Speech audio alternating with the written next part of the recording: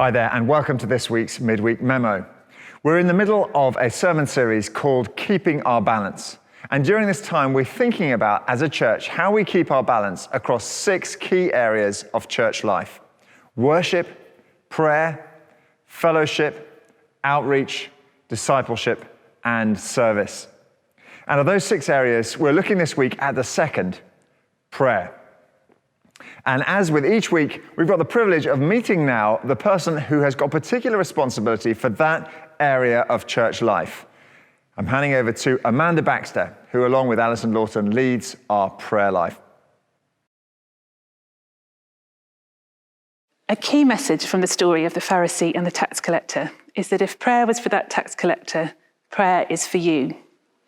We really hope that you enjoyed the services on Sunday and that you've had a chance to have a look at the website resources and explore those a bit, and that together those things have inspired you to take a new step in your prayer life. It was especially helpful, wasn't it, to hear from people in our own church family about their experiences of prayer.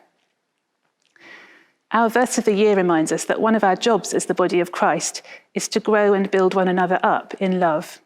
And one of the practical ways we can do that is by sharing our experiences. So if you have some tips or helpful thoughts about things that have helped you in your prayer life, please do let Alison or me know, and we can make sure those things are shared more widely. But Alison and I think you've heard more than enough from us in the last few days, so let's go back and have another look at those videos now.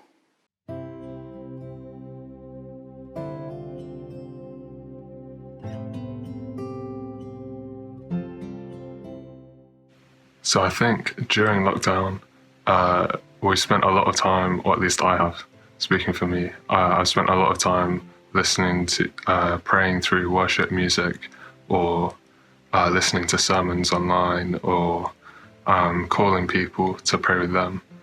And I think that's been really helpful and really good. But one thing that I've found, I think particularly helpful and effective has been just praying, just reading a bit of the Bible without anything else, just trying to block other things out and just have me sit down with the Word and take that in.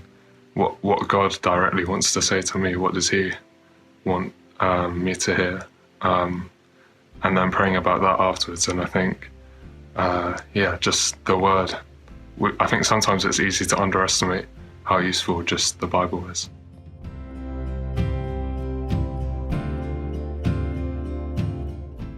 Being a part of the Emmanuel Prayer and Fasting group has been such a blessing to me personally. I have grown in the discipline of fasting, in learning to abstain and train my mind on God and just focus.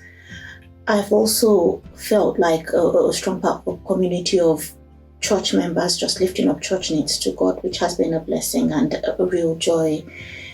I haven't done very well with not having coffee in the morning. The giving up of coffee on fasting days was and is a struggle.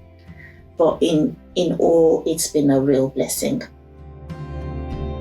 Just like Amanda said, we've got fantastic resources to help you in your prayer life. Do head over to our website and click on What's On at the top and go down to the prayer menu item. What you'll find there, amongst other things, is our prayer toolbox full of creative suggestions as to how you can pray.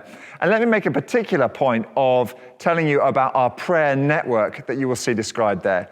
This is a way of helping members of the congregation to pray for one another in times of need. Please do go to that page, learn more about it there, and if you'd like to sign up, just head straight down to the links in the description and sign up to our prayer network so that you can be part of our family praying for one another.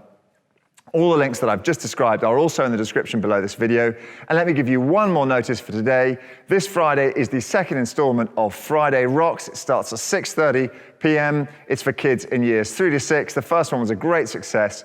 Do sign up to that and get your kids coming along and enjoying themselves and learning more about Christ through that. Thank you for joining us.